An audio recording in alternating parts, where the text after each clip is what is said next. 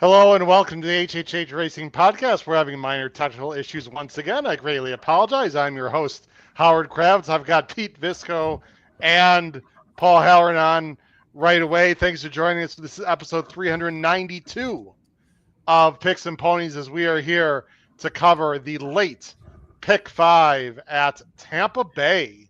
This Saturday, it is the last of the sort of minor league, so to speak, of the Triple Crown preps or the Kentucky Derby preps, the last of the preps that will have 20-point winners. Pete and Paul, sorry to surprise you there, guys, but I hope you guys are doing well. Let me just go ahead and go through some quick announcements and whatnot. Of course, you can listen to us on Apple Podcasts, Spotify, and Anchor. We've got a fantastic tip sheet.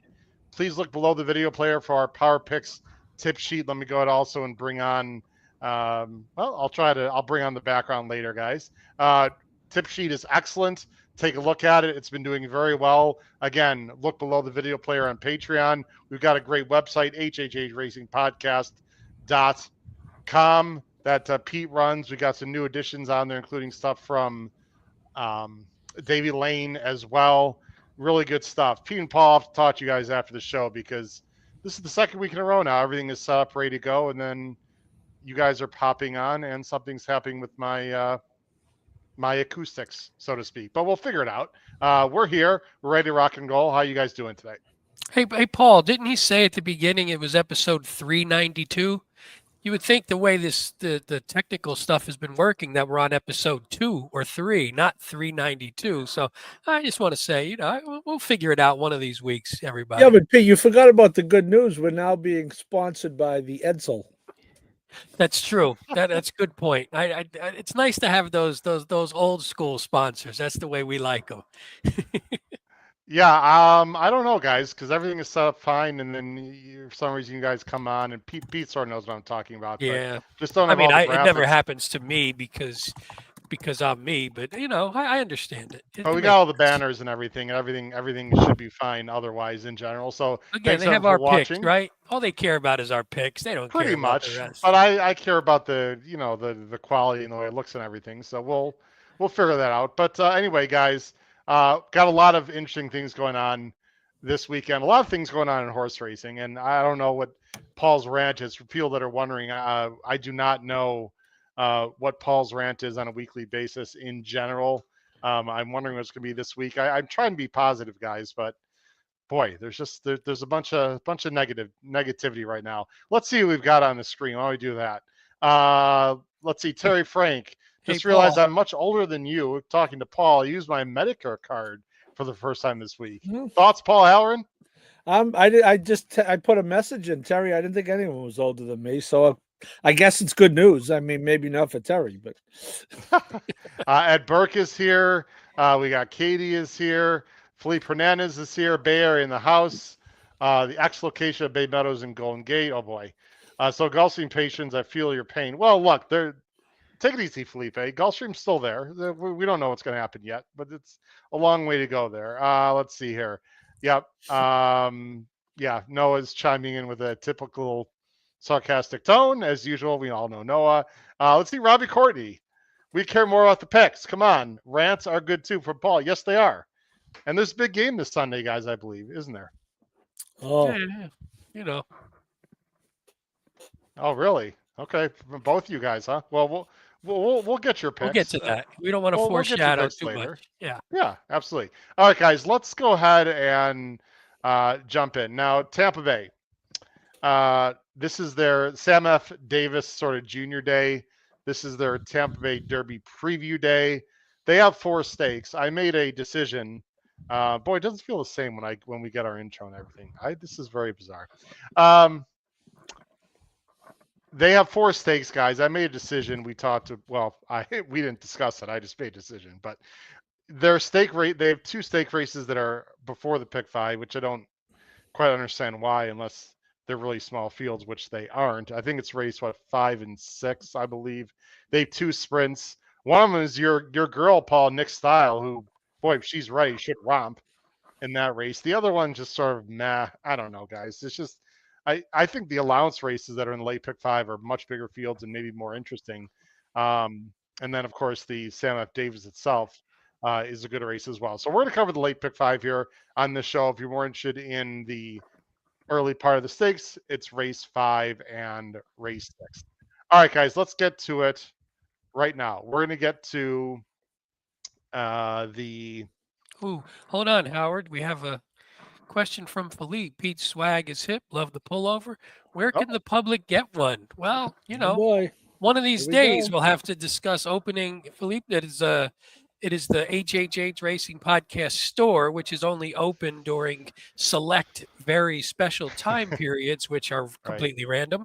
So at some point, maybe it will open up, and we will let everyone know on the show if and when it does again. Is that good, Howard? Was that a good summary of the store for us? That is good. Pete, this is going to sound disrespectful, but I don't mean to at all. In the middle show, will you actually log off and then come back in? Because I'm wondering, Of course, because Paul, of course, doesn't have access to StreamYard. You have a little bit of access, right? Because you or no? Yeah. All right, I'll log off. Goodbye, everyone. Why don't you log off and come right back in, Pete? I just want to see what happens, if you don't mind. All right, so Pete's gonna come back in here in a little bit because this just shouldn't be happening, Paul. But actually, Paul, I don't want him to log back in. I just did that to get rid of him. How you doing, Paul? You know what? Now it's fine. Yeah. I think it's actually now it's fine now. So Pete, if you can hear me, it's fine. Now it's fine. So it's something going on with your end. Because now everything is fine. People are listening and watching like, what's going on? I don't get it. Okay, now it's fine. I'll tell you what, everyone, the show's not quite the same without this.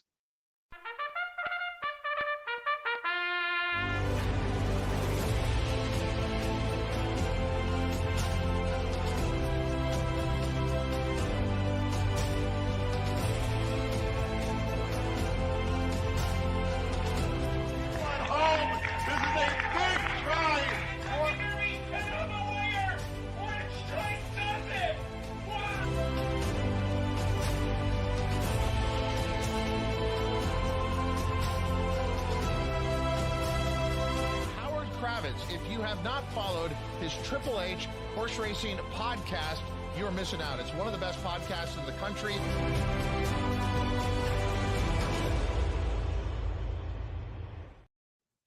Hello and welcome. No, that's all right. I'm not going to repeat everything. Pete, you and I will have to talk about it. I'm not sure what's going on there, but I don't blame you at all.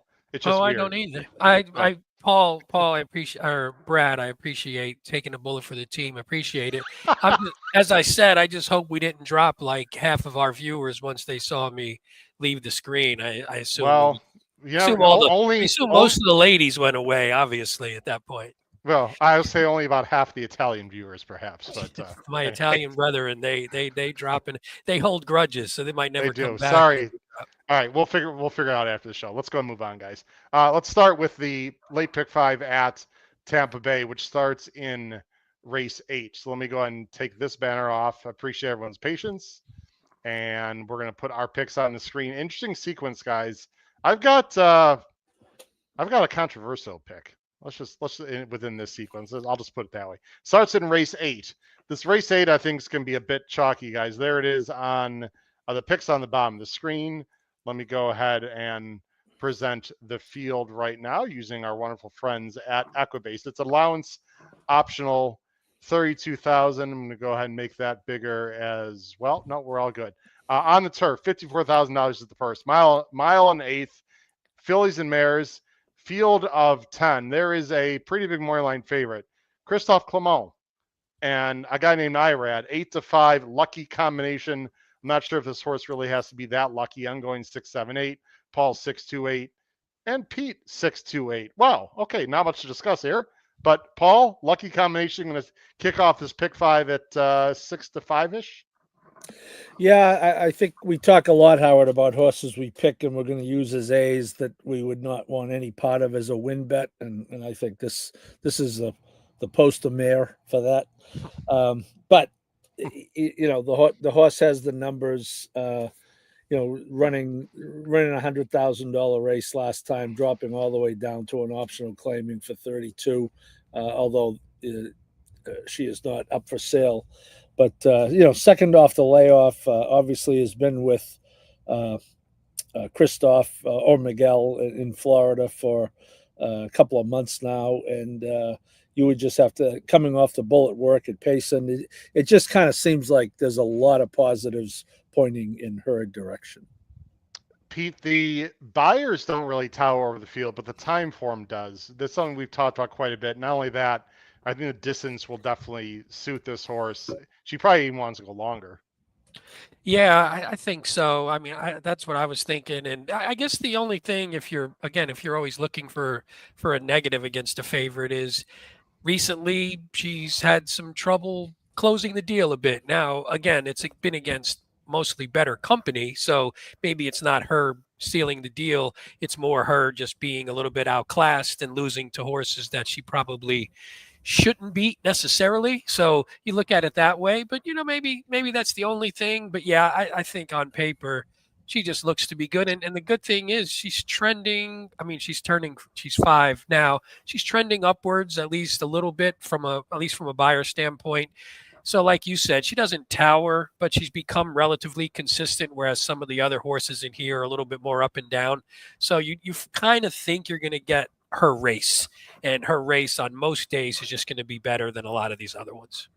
Yeah, I don't. She's also an example of a horse that perhaps is just much better on the turf than the Tapeta guys, and we Yep. always think horses are good on both. But I watched. Actually, I was there for the Sand and Sea race that she lost to last time. I actually liked Lucky Combination. It was incredibly slow pace. No one had any chance to do anything. She just sort of ran in place. She's clearly better on turf. She's clearly better. Well, she's not going to get longer, but a mile and eighth should be fine. I went with Victoria's Dancer, a little bit of price in second, guys. I thought this one will like the distance, a little bit more of a stretch out, has done that before. I don't know how much pace there is in this race, but if you just take away that last race, which was incredibly low, she was wide. When I say low, the buyer, she was wide the entire way. If she can get covered up and make a run, I think she probably gets second. I've got the 8 third. We all have the 8 a little bit in there. Runaway Diva at 10-1. Could be a pace player. Centeno, I think if this horse, best chance is probably to send Pete and Paul. Paul, would you agree with that? Send and try to farm out the field? Yeah, I thought this horse was interesting at a price. And I, obviously didn't have the morning lines when I handicapped the race, but hasn't won on turf yet. So that's a fact. Has only had 3 chances. But yeah, I agree, Howard. I think the fact that she was ridden appreciably differently last time, I think that might serve her well. I don't expect her to be as far back as she was in those last 2 races. And to your point, going a mile and an eighth, she actually could be right on or just off the pace. So I thought that yes, she was interested in that price. Pete, any other thoughts here? We've got the 2. You both have the 2 in the mix for second. She got a seat at the table, got an absolutely perfect dream trip last time. I actually watched the replay. Dylan Davis is there, I believe. Yes, he's there this weekend at Tampa. The fact that Dylan's not on this Mark Cassie runner, it's a slight negative because he's been riding a lot for Cassie. I mean, Gallardo is solid, obviously, but Gallardo also won on the horse last 2, so you figure hopefully you're rewarding him for that, and maybe he has a good feel for the horse. So yeah. I wouldn't normally. I agree with you, but I think hopefully in this case it's not a negative. It's just more of maybe a loyalty or a relationship thing with the horse. No, I think that's an excellent point, and I believe you're right about that. Now that I think about it, lucky combination, guys. The 6, and as I'm going to go ahead and put Tampa Bay on the screen so we can. Okay, there we go. Lucky combination, guys, and we're going to move on. Just feels like the kind of horse that will win by like a length, maybe. She's not going to blow away this field. It just feels like if Irad gets any kind of decent trip when it matters most, she's just good enough to win this, better than these. So we'll see what happens here, but we're all going to go to number 6, lucky combination, to start the late pick 5. All right, let's go ahead on, guys, to the next race in the pick 5. Now, this is one of 2 stakes. There's a Kentucky Oaks prep and a Kentucky Derby prep. And like I said, this is the last of the, sort of minor, I guess it's like the second quarter, so to speak, of the Kentucky Derby preps, because starting next week as the Risen Star, you have 50-point preps. They're basically all winning your ins for the Kentucky Derby and the Kentucky Oaks. So, I mean, this is the last of the minor preps, I guess you could say. What is, I'm sorry, T, 50. what is that? 50. The 50-point. What did I say? You did. You said 50. Oh, I was accentuating you with visuals. All right. I thought I said Michigan instead of, forget it. No, It's for our hearing impaired Yes, listeners. that's the only sign language I know are bad numbers that I see. nobody understands. Yes. Okay. All right. Interesting. Here we go. Let's take a look at how about this, guys? You ready for a new graphic? Do you like this? I'd like it if I Sorry. was the bigger picture, but yeah. I mean, that's that's not so bad. Now Like when we show video, maybe I like might it. work. Yeah. And now if I only like the it. opening of the That's, show yeah. works would be great. See, not all the graphics are not working. How about we just get to the race? That's probably the best thing we could probably do, I think, at this point. Wow. $150,000 for the girls. Mile and 40 yards, not mile and 70. That 30 yards, you never know, guys. You can make that 90 feet, by the way, for you math people that have math issues. Field of 8. Moreline favorite here is La Cara, the number 6. Cassie and Dylan Davis, that combination we talked about. I assume the points are the same here, guys, as they are for the boys, which is 20-10-6-4-2. If someone wants to check that or let us know at home, I'm pretty sure that those are the points also for the Oaks there. So let's see where we're going with in this Kentucky Oaks Prep Race 9. I'm going 3-6-4. Paul's going 4-6-3. Pete is going 8-4-5. We're going in 3 different directions to see which of these ladies will grab some points for the Kentucky Oaks. Let's go to you first, Pete. You got an interesting horse here. The number 8, Chloe. Barboza and Camacho, 8-1 morning line. I'll tell you what, she was about as impressive as she can be last time in her debut, but it was on the synthetic and it was a sprint. Now she's stretching out. She has a lot of speed from the outside. I'm assuming you're going to talk about the pedigree. And this is an interesting selection, Pete, that I think I have in the mix, although I don't have in my top 3. Convince everyone why we're going to get a price in race 9 Saturday at Tampa Bay. Yeah, I thought this race was awesome. I thought it was really competitive. I thought you could have gone a few different ways, and I'm super interested. Sometimes some of the Oaks prep races are a little, they tend to lack a little where you could see potential talent for the Oaks. Some of them you're like, man, there's one good horse and the rest aren't so great. This one I just thought was really well balanced, and I just really liked, just watching her replay. I just really liked her replay. Again, it's on the synth, so you worry about that a bit, but tis the law out of a smart strike mare. So I wasn't 100% concerned. I had some decent stats. Barbosa, he's 2 for 2 wins when he's doing both sprinter route and synthetic to dirt. It's a very small sample size, but he's at least done it before. 30% wins going synth to dirt, and 27% wins sprinter route on dirt. So he's very comfortable doing all the things that she has to do here. And again, if you look at the breeding, it doesn't look like a stretch out should be any sort of trouble. I like the last work. Again, I wasn't looking for anything blazing necessarily. She ran great on her debut. She came out of that. She basically just took a couple weeks off, came back with a solid enough work, going 5 furlongs, which I like. Probably means she's still sharp and ready to go. And I just thought, watching the race, she just sort of dueled a bit, and the horse was, they were on each other's neck. They were there, and she just rolled and she just kicked away. And I thought it was just super impressive visually. Now, again, you don't know if she's going to take to the dirt. The breeding suggests she should, but we don't know it but we have seen horses come off the synth on the Oaks Trail and do very well in the Oaks preps. So that's what I'm leaning on. The one horse in this race, this is Chloe winning. Amande right here. Just won today, by the way, at Gulfstream Park. Now, it was in a maiden claiming, but this one did win today going long on the turf in the last race of the day at Gulfstream Park. So that's a feather in Chloe's cap. She's doing it well, Paul. And as Pete mentioned, the breeding is there to go long. I'm very curious to see as she wins in hand. I'm curious to see, Paul, if Camacho's just on a dead send or maybe is worried about the horse getting the distance and sort of sits and stalks. When you look at the time form, I believe she's on the lead here. Yeah, well, she's on the lead with the 4 in a bit of a crowded field up front. Yeah, it's funny when I thought this horse was going to be lower odds on the morning line. My theory was, this would be a horse to bet against because she's going to take money off that debut, and I think she still will. I don't, Pete. You can't be expecting 8-1 on this horse. No, but I just think maybe the fact that she's coming off the synth and Barboza, Camacho, not that they aren't, high quality, but they're not like jump off the page to people who don't necessarily follow them specifically.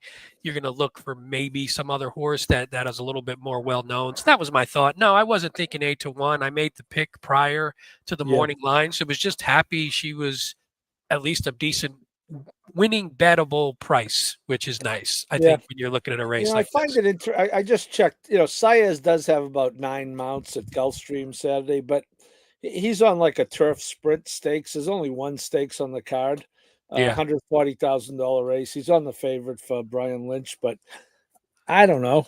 I mean, I'm thinking if he thought this was a real Oaks competitor, he made the trip across. I know we probably think about that too much, but with Tampa being kind of a different surface, I'm willing to bet against the fact, that this horse may not take to it. Not only coming from synth to dirt, but on a horse on a track that she is not trained on, and depending upon when she ships, I'm not sure when she's shipping, but may step on the track for the first time Saturday. So I'm willing to.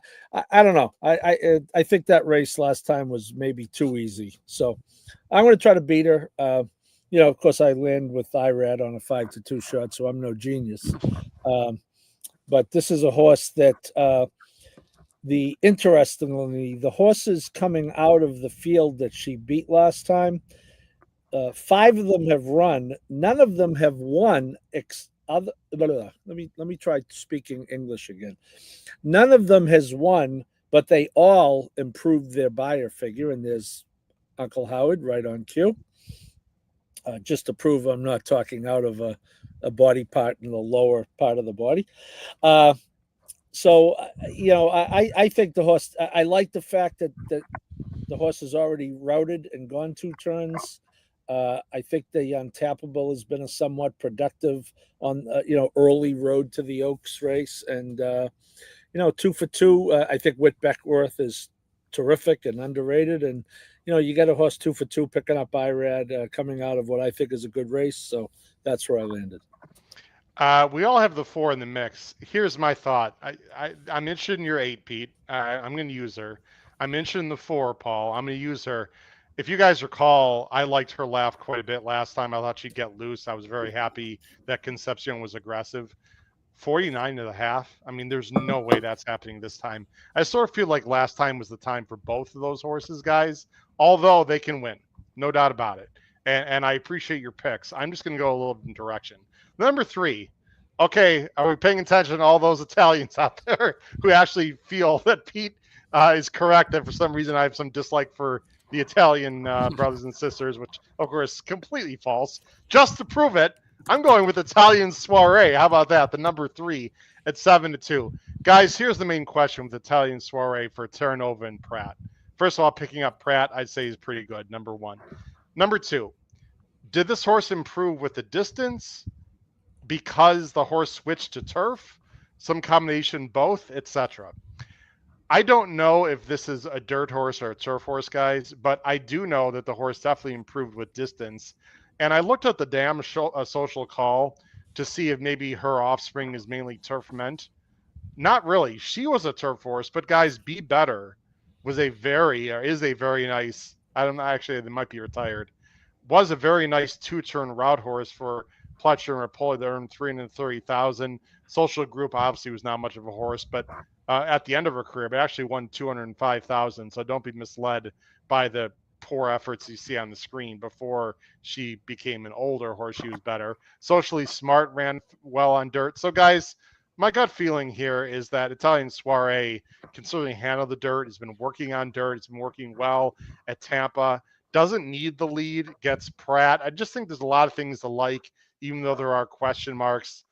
Pete, you don't have her anywhere. Paul, you've got her third. I think this just sort of $600,000 buy. This is a wide open race, and I'm going to try to get a little bit of a price with a horse that's proven around 2 turns, although it's coming off a layoff. Any thoughts, Paul or Pete? Italian Soiree, and we'll move on.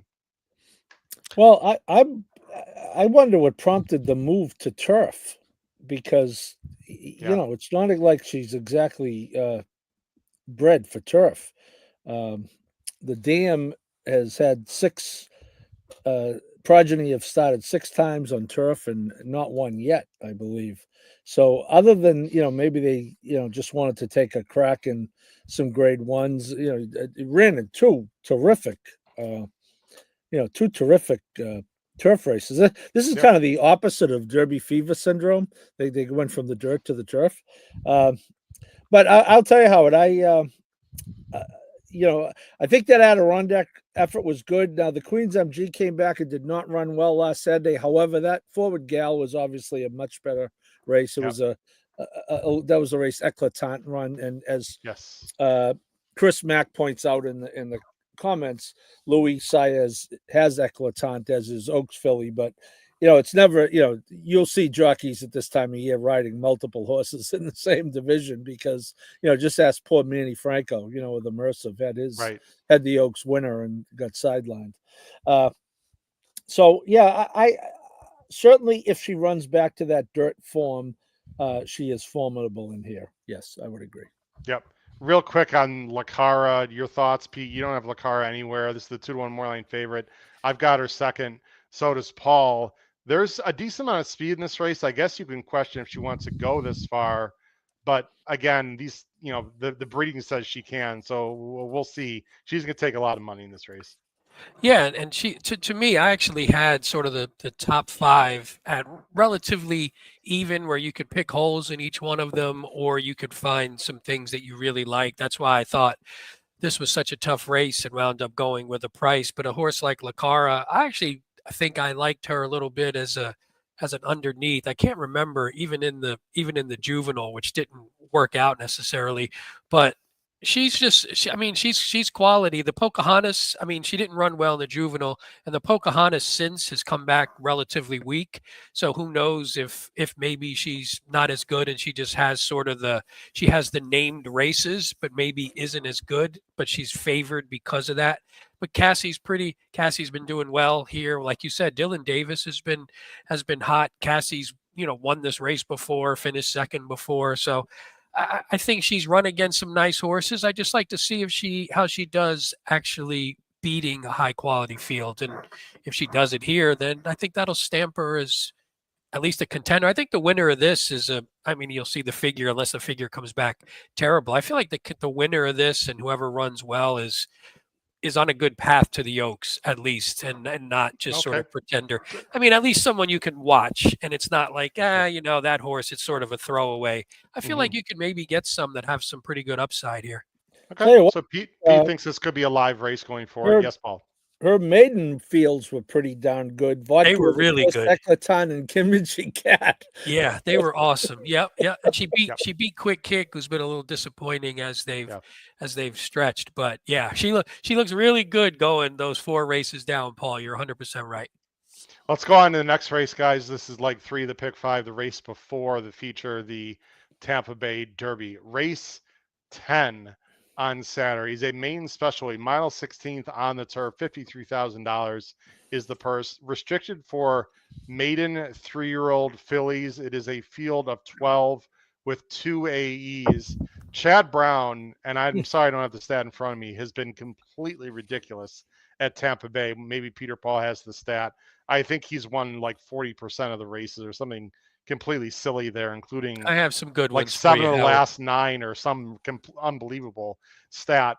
the Moorline favorite here, there's two Chads, and I did some research as much as I could here. Number 9, Portfolio Duration with Pratt, and number 7, Lying by Omission. Great name for with IRAD. Both Chads. One's 9-5, one is 2-1. There is an interesting first-time starter for Brudden and Walsh. Other than that, there is really not much in here. I'm guessing everyone here on all of our co-hosts have one of the two Chads, and I would say one of the two Chads is probably 80-85% to win this race. Let's see what happens. Let's see. Yep, I've got 9-3-7. Paul's got 7-11-9. Pete's got 9-7-4. Paul, let's go to you first. Lying by Omission. I have a very, very strong opinion on this horse. I'm going to let you go first. I have that horse in third, so you can guess what my opinion is, although I could be completely wrong. You're going with the IRAD Chad in race 10. Yeah, I mean, who knows who's going to be the better price. I think this one might be slightly the price. And, the race has not come back great. The 0 for 4 coming out of the race, 3 horses, Buyer went down out of the 4. But, I think he got beat by a good Graham Motion New York horse and Spool, who just really took off in the stretch. Pete, I know you have more, but I got Chad at this meet, 41%, 11 for 27. So that's crazy. That's crazy. Unbelievable. Well, let's educate people just for a second, Paul. Sorry to interrupt you. Yeah. He'll run horses at Gulfstream, but guys, in the last, I don't know, it hasn't been like his whole career, but in the last like 4 or 5 years, especially, his numbers at Gulfstream have been way, way down. He's sending his better horses to Tampa. Now, I know he won the Pegasus Turf, but that was $1 million race, so I'm not including Spirit of St. Louis. He just, I think he prefers, actually, I know he prefers the turf course better at Tampa. It's a more lush. It's a little best. It's better for his horses, which tend to be closers or mid-pack types. It's not as speed favoring. And his higher quality, are the ones he's fancies more, are at Tampa Bay. And that's just the bottom line. Go ahead, Paul. Continue with Lying by Omission. Yeah, well, I was going to say, it sounds crazy with IRAD on the 7, but I think with what Pratt did for him last week, which was win both stakes, right? I believe, and we should mention that the dam of the first time start of the 9 was owned and campaigned by the Aga Khan. Rest in peace. The Aga Khan was a phenomenal force in racing. He's the 7, Paul, if you want to talk about it. The 1 is Spool, who just blows by her in the stretch. Yeah, I was thinking, maybe it was a little bit of an overconfident ride by Gallardo, but maybe it didn't matter because once the 1 ranged up, I get the feeling this 1 might be pretty good after watching this. So I'm going to be a little lenient on the 7. People say, well, you're not supposed to get run by like that if you're 4 to 5. But you know what? We don't know how good Spool is. Let's say Spool is the stakes horse, then all of a sudden it's okay. So I think there could be value. Chad, back to the 9. I know Pete will talk about the 9, but first time starters and maiden specials at Tampa, only 38% the last 5 years. Go ahead, Pete. Well, yeah, good, Pete. Yeah, the one thing I would say about the 7 real quick before we move off, and I don't know how concerning it is or anything, but time form, we always talk about it, Howard. Time form did not like that last race nearly as much as Buyer did. Time form, we always say this somewhere around a 20%, 20 point difference between the two. Only got a 79. So if you care about that, that's a little bit discouraging, but if you don't, it's not necessarily, especially with a second starter, the buyers and the figures can sort of plateau and dip with some of these young horses. But with portfolio duration, I mean, aside from the fact that it's Klarovich, Brown, and Pratt, on the sire side, so Night of Thunder, 6 for 12 in the top 2 with 3-year-old and up first-time starters and 20% turf routers. So on the sire side, good.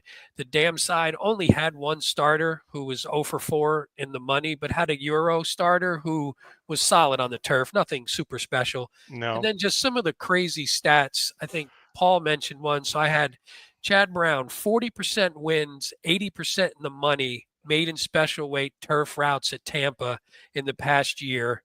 38% wins, 73% in the money. On turf at Tampa, first-time starters.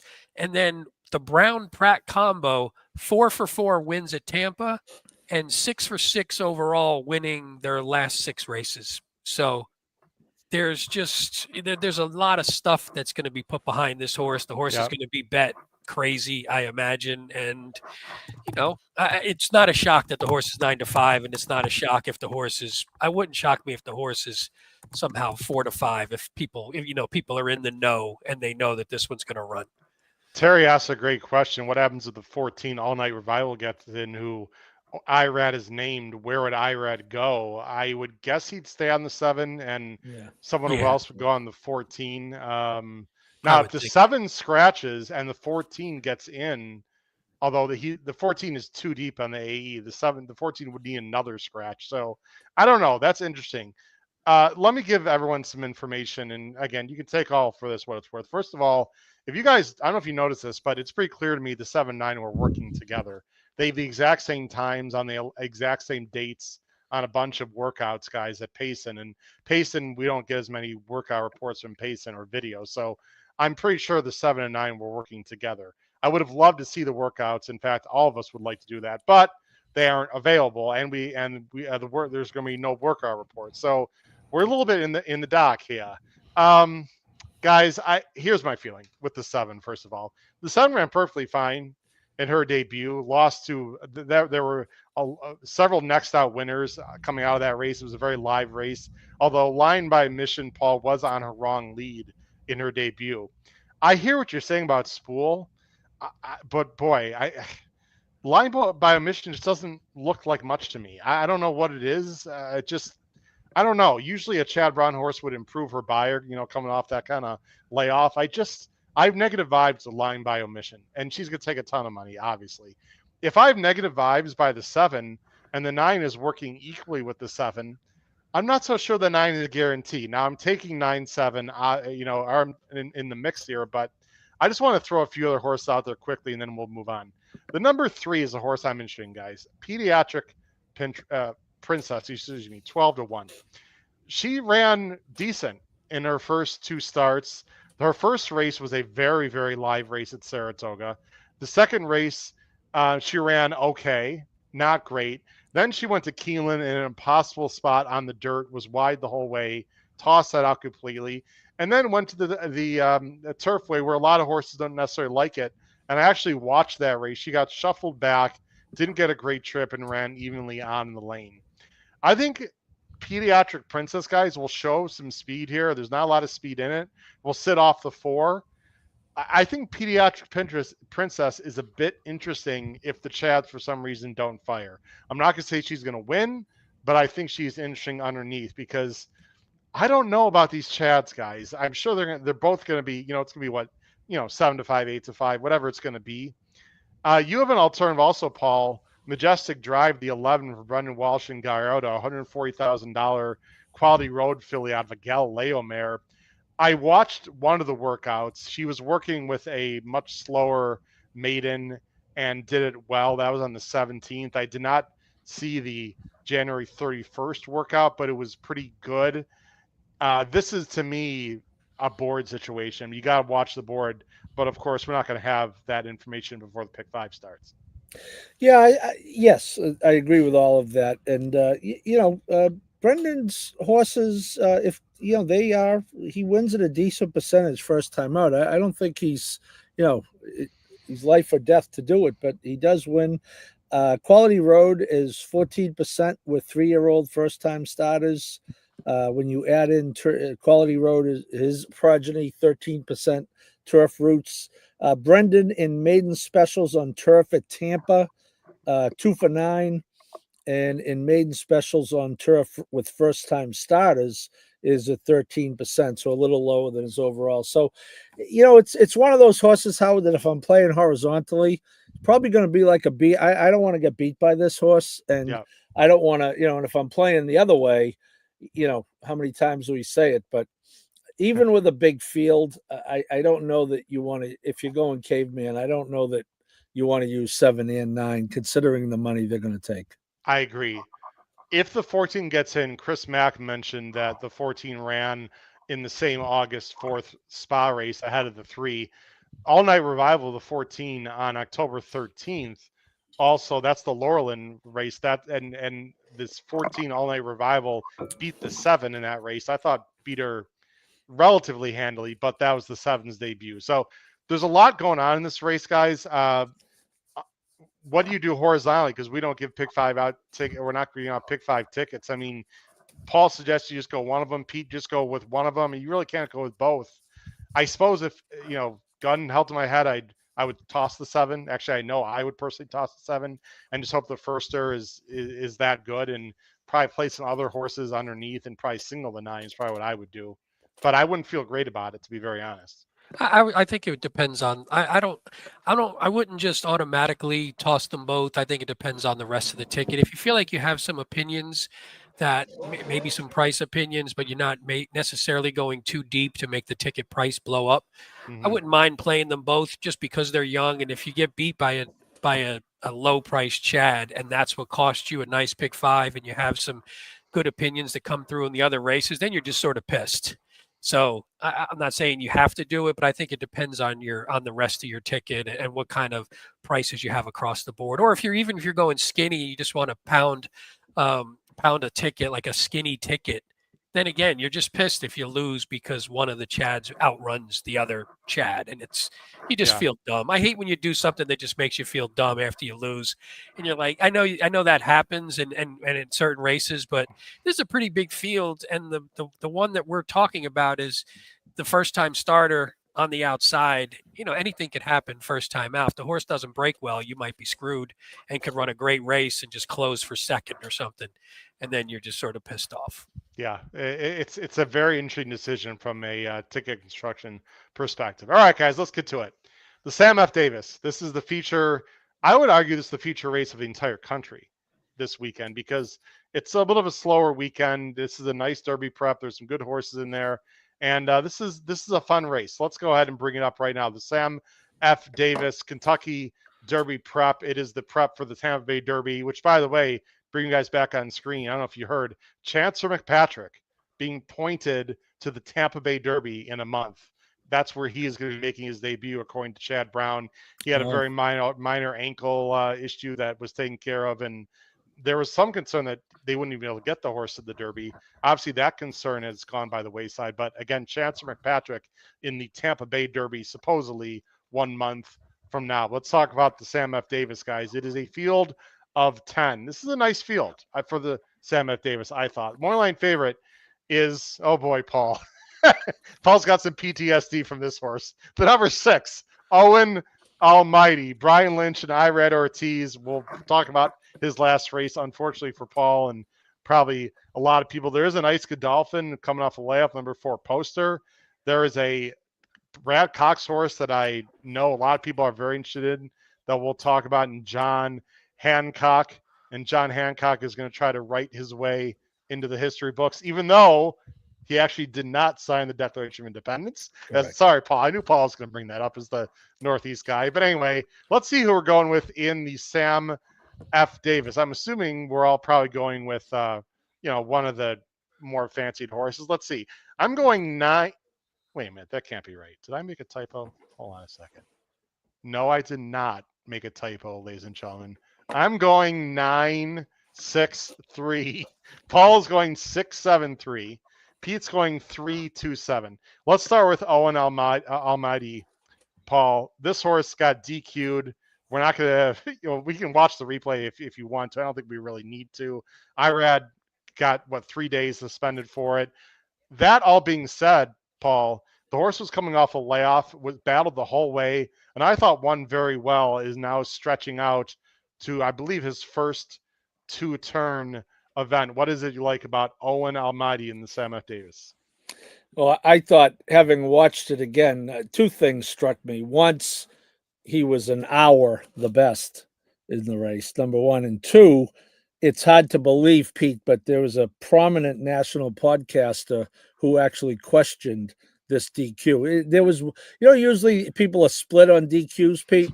There was one person in the United States who thought this was a questionable call. He wears like a blue hat.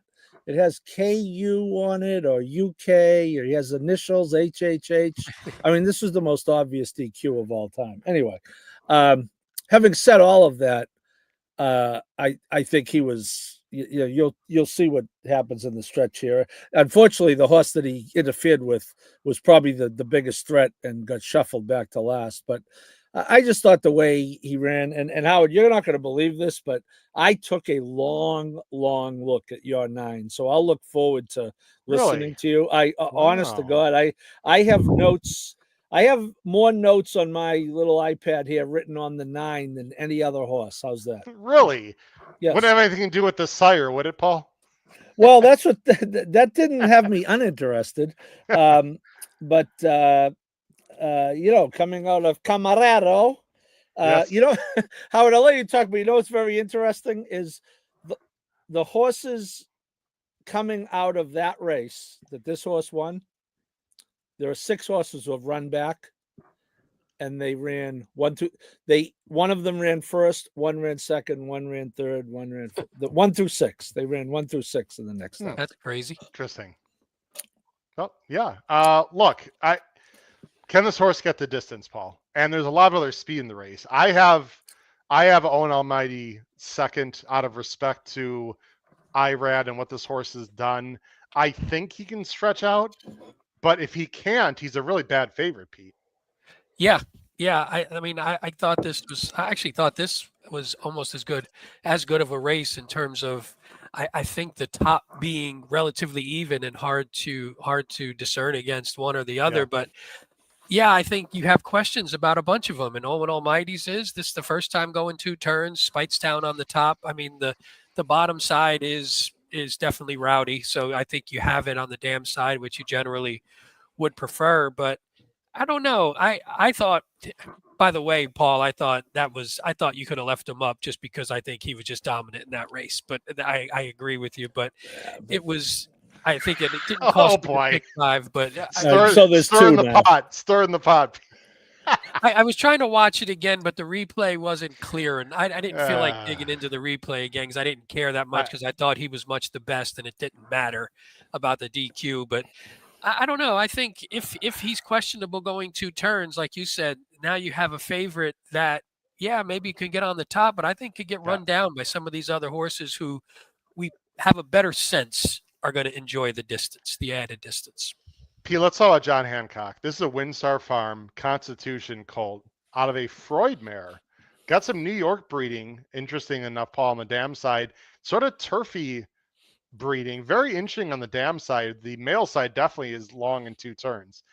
Matt Bernier, our good friend of the show, good friend of mine, works, of course, NBC Sports, FanDuel, etc. Really likes this horse.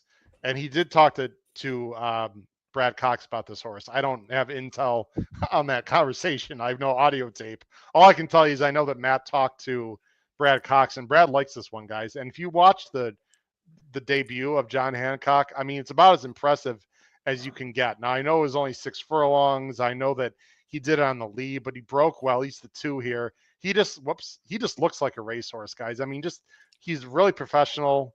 He has the lead here. He's got the Windstar colors. I mean, he switched leads very nicely.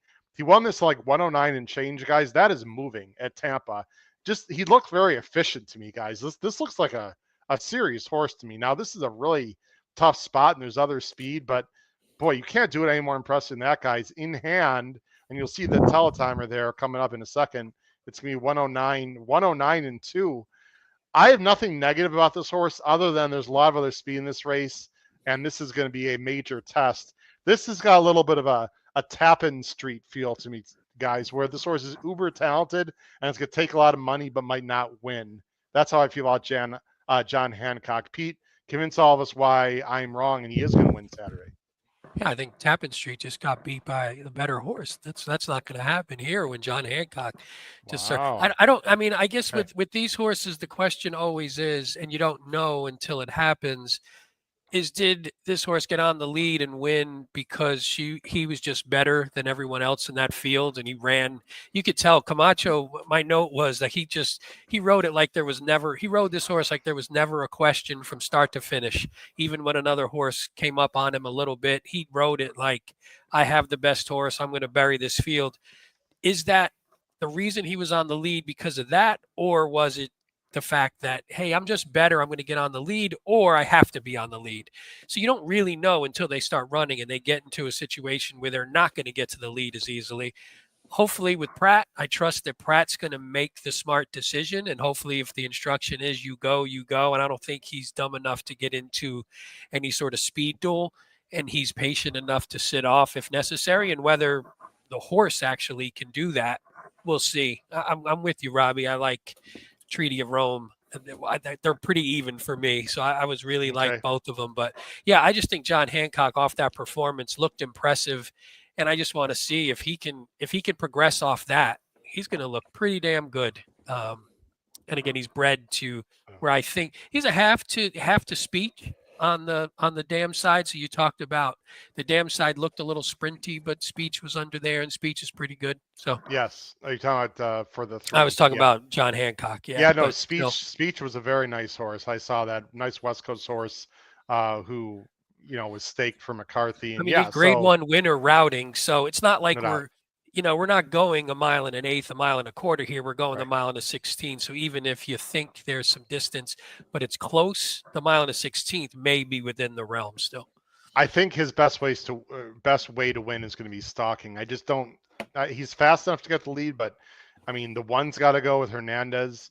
The 2 is going to be rating. The 4 is very. If the 4 were not in the race, Pete, Dr. Ruben M, I'd really like the 3 quite a bit. I think the 4 is going to be a major problem for John Hancock. We'll see what happens. I was thinking he hopefully lets the 4 clear and then attacks the 4 on the lane, because I don't think the 4 is going to hold. Was the way. Paul, what do you? I'm sorry, Pete. No. Go ahead. I'm good. Paul, what do you do with Poster? This is one of your Godolphin buddies here. Missed some training. Missed about 2 weeks of training at Tampa. They were planning to go to the Withers and had to detour here to Tampa. I don't like that at all, although he does have a local work. He has not raced since December. He did win the Remsen. I don't know how impressive that race was. I have very mixed feelings on Poster. I think what I like the most about Poster is there's a lot of speed, and he is more of a closer. That is the best thing I could say. I'm going to try to beat him, but I could get stuffed in a locker by Godolphin in Sam F. Davis. Yeah, well, I believe, Howard, he missed training at Turfway because of the weather. I don't think it was an injury. Yeah. Well, so, no, correct. I didn't say. I said he missed training. I didn't say why. That's going to happen, and it's not ideal, obviously, but no.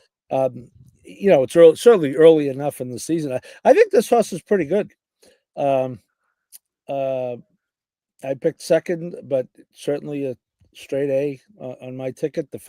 He's won it coming off the pace at a mile and an eighth. Probably wasn't the greatest edition of the Remsen of all time, but an 83 is an 83, which stacks right up with the horses in here. And I think Poster's a major player in here. Okay, guys, give me a chance with the talk about this horse. Then we're going to go on to the last race, and we got to move the show along here. Look, there's a lot of speed in this race, and I have to be honest, guys, I'm not convinced about any of these horses getting 2 turns. I'll tell you who I'm almost convinced for sure is going to get 2 turns, and that is my complete bomb in the Sam F. Davis, who I'm going to put on top, the number 9, Smokin' Boy, for Jose D'Angelo and Paco Lopez. This is a Catholic boy colt out of a Cairo Prince mare. The breeding on the male side absolutely says 2 turns. And guys, believe it or not, I watched every single race from Camarero in Puerto Rico on this horse. And Paul also watched a little bit of this horse too. The negatives. First of all, we have no idea about the class, number 1. Number 2, he's been on muddy tracks his first 3 starts. I think those are the 2 main negatives you could say. However, to me, the positives far outweigh the negatives, especially in this race. If you watch his last race, and it is watchable on YouTube, I'm not going to put it up here tonight. He closed very, very well, and he looks like a real horse, guys. I mean, he's blowing by the field. He was a little bit goofy in the stretch, which is, I'm assuming, why they put blinkers on. he's been working. I mean, Puerto Rico's not exactly overseas, guys, but he's been working in South Florida consistently for a month. And you know what's interesting, guys? One of his workouts. You guys remember a horse named El Capo for Dutro, who like freaked with like a 105 buyer in his debut a year and a half ago, like in November. Do you guys remember that? Well, the horse that finished second in that race is the horse that Smokin' Boy has been working with, and he's gone by that horse in the workouts that I've seen. So look, I could be completely wrong, but I do my research, and I don't think there's anything wrong giving out a 20-1 shot. If he doesn't work out, he doesn't work out. There's plenty of speed. 2 turns is not going to be a problem. I have a feeling, Paul, this horse could take some money. I really do. I think this horse is going to be half the price. If he's 15, 16 to 1, I'm going to be completely wrong. If this horse is like 8 or 10 to 1, Paul, we might be looking at a very, very interesting Puerto Rican horse on Saturday at Tampa Bay. Any quick thoughts, Paul and Pete, and we'll move on. Well, I told you I gave him a long look. Probably would have been my 4th pick if we picked 4. And Jose D'Angelo is good, and I guess Paco's good too. I'm not his biggest fan, but you can't argue with the numbers. Good point by Ed Burke on the bottom of the screen, by the way. Paco versus Irad. What could possibly go wrong there? Well, I mean, I was thinking about that, but I don't think you can get confused about those two. Irad certainly at times goes over the line. Irad doesn't try to hurt people, so let's not confuse those two small men in silks. Okay, I didn't know if you want to move on. No, hey, 20 to 1, Howard. Look it, like you said, you only got to be right 1 out of 20 times. I think they're going to line up, and I think this horse is going to make a run, Pete. You'll see on my best bets how I'm going to play this horse. I had the horse as a B. It was hard to know because it was such big favorites, and again, you beat the favorite. You beat the fields when you're a big favorite, like you're supposed to, and he clearly did that. Like you said, the breeding suggests that he's going to be running late, most likely, and maybe some of these others won't. But is the talent? We don't know if the talent is really there and how he stacks up, because this is a tough field that came back. So I think this, good call, Terry. Definitely, Terry said contest play for anyone who's listening. Yeah, I mean, look, we don't know about any of these horses. Beat single digits, though. I could see single digits on that horse. In all honesty, that's what I thought before I saw the morning line. We'll see. The board is going to show, and with this horse for sure, guys. Let's just very quickly talk about the last race, because there's really not much to talk about. With all due respect, there's going to be a big favorite in the race that I think is going to win. It's a 1.8 turf race to end the card for older. It's the male version of early filly allowance race. It's a big field of 12. There's 1 AE, the number 10 factor analysis for Chad and Gallardo, and then the number 12 Asan, I believe, for Safi and Irad are going to take the bulk of the money. Let's just go ahead and show our picks very quickly on the bottom of the screen. I'm going 10-3-7. Paul's going 12-5-10. Pete's going 10-7-12. I'm not going to make any comments, guys. I'll let you guys talk about the 10 factor analysis, 8-5, and Asan. I just thought factor analysis is the better animal. Irad and Safi is going to take a lot of money, but it's a wide post. And I don't love the 12, but I do think the 10 is tough. Any thoughts on this race from you two? Good, Pete. I was just going to say, I think the 10 just is pretty logical. Is 3 for 3 in the top 2 at Tampa, has a win at the distance. And you talked about Gallardo being up on the 10. Gallardo ran this horse really well last time out. Yeah. Finally was able to break the maiden, which you'd sort of been waiting for. Got a little bit of a cutback when had been trying those longer distances. Cutback, ran really, really well. And this is maybe one of those horses that now that it's tasted a little bit of success, first time at 4, maybe you get that move forward, and then this horse becomes something pretty decent. I'm not talking about like grade 1 or graded stakes type horse, but I just think can progress. And even the buyers and the time form, they've pretty much ticked up, or at least stayed the same at certain points every race. So the horse just keeps getting a little bit better.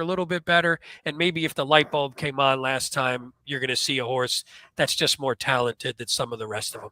Yeah, there's a lot of horses like Why Not Me, I guess, could wire the field, guys. But there's horses that have been racing against each other, like, Heathguard and Noble Factor. Actually, I think Noble Factor is the one I won out of that Heathguard race, because Noble Factor was 5 wide, guys, was an awful layoff. and I thought ran very well. But I don't think Noble Factor, the 3, is better than the 2 we talked about. But I do think Noble Factor is the one you want out of those Why Not Me races. And then Paul, you got Asan, who was coming out of the race I just mentioned.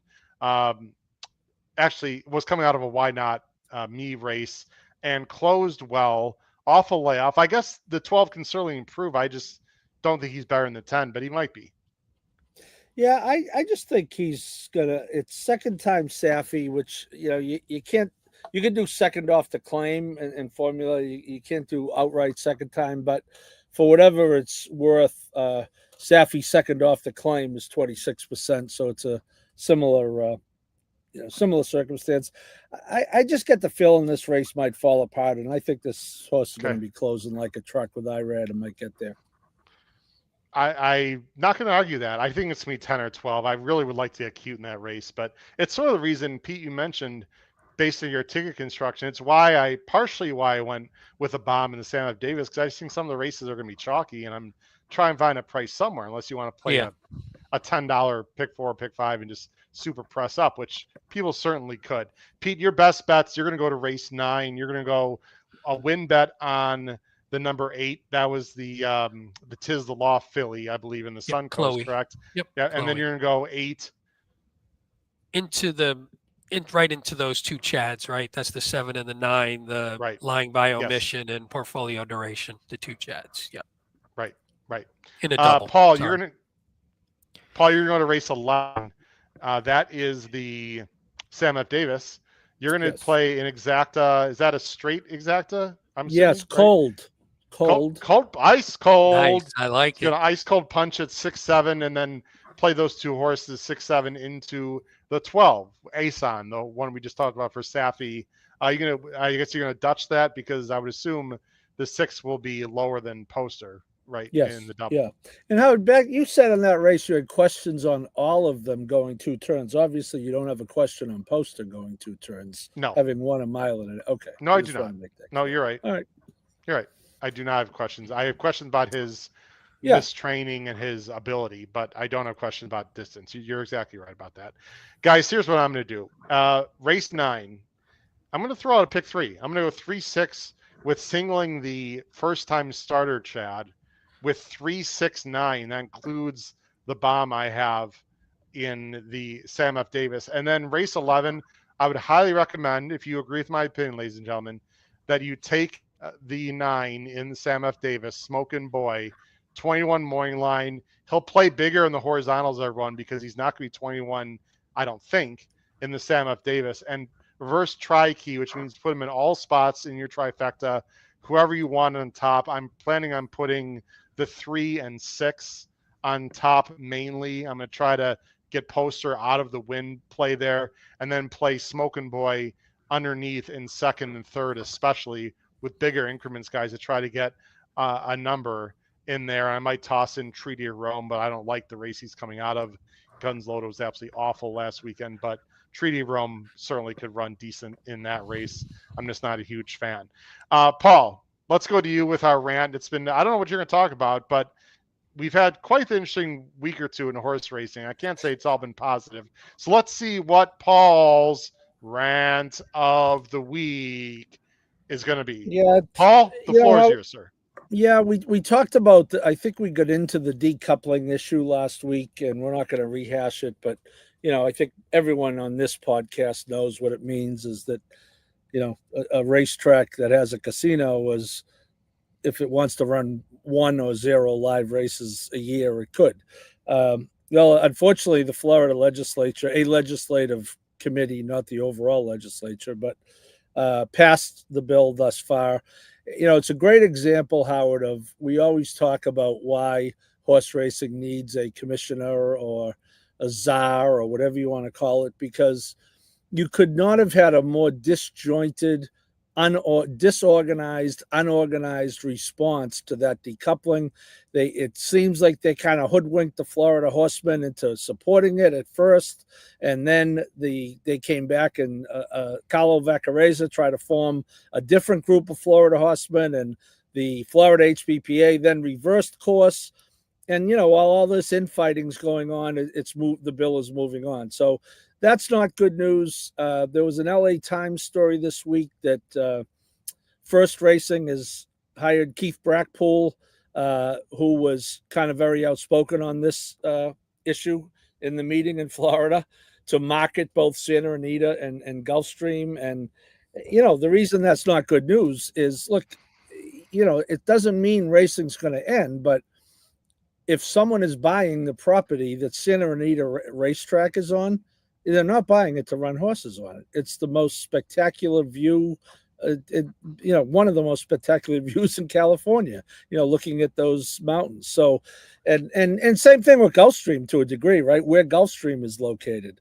So, those are two alarming developments, the decoupling passing. And if in fact it is true that First is shopping around these two properties. Someone asked in the chat about Tampa and the decoupling. Tampa has a card room, so they could be decoupled, but certainly a card room is nowhere near as lucrative as a casino.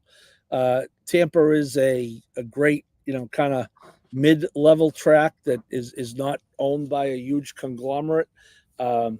So, again, it's wintertime. It snowed here today. I hate the snow. I get cranky. I don't like decoupling. I don't like racetracks that I like being shopped around. Now, horse racing, in my lifetime, and I'm very freaking old, horse racing ain't stopping tomorrow, folks. Florida is a concern because I saw them get hoodwinked on the dog racing issue, just like the morons voters in Massachusetts did when the disingenuous campaign came on, and the Florida voters got similarly hoodwinked. And a Florida rep on this decoupling talked about the horse racing industry being in decline. I can come up with numbers to dispute that pretty good. Now, if you want to compare it to 1975, that's one thing. But, if you look at year over handle and big race days, and I wouldn't say it's an industry in decline. I would say it's an industry in transition.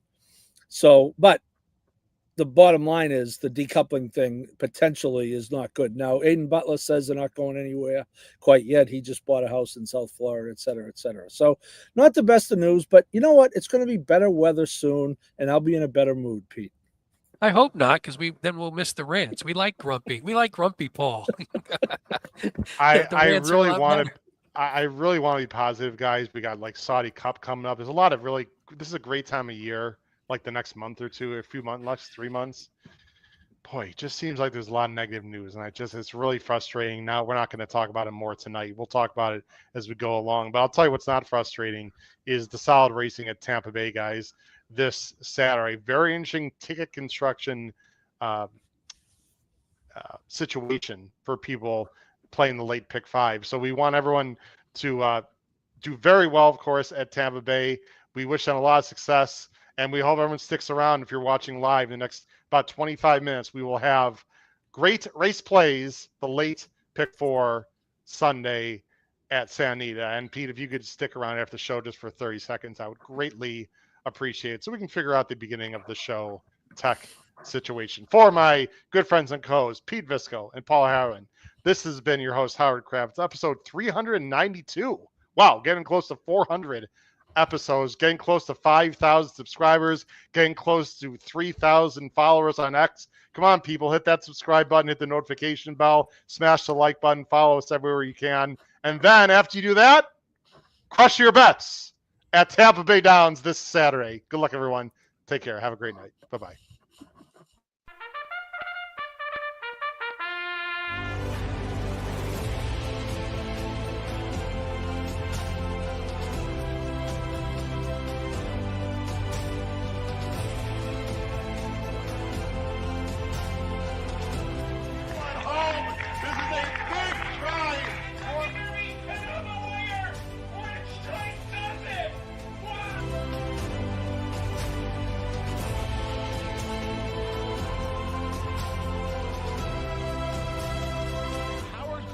If you have not followed his Triple H horse racing podcast, you're missing out. It's one of the best podcasts in the country.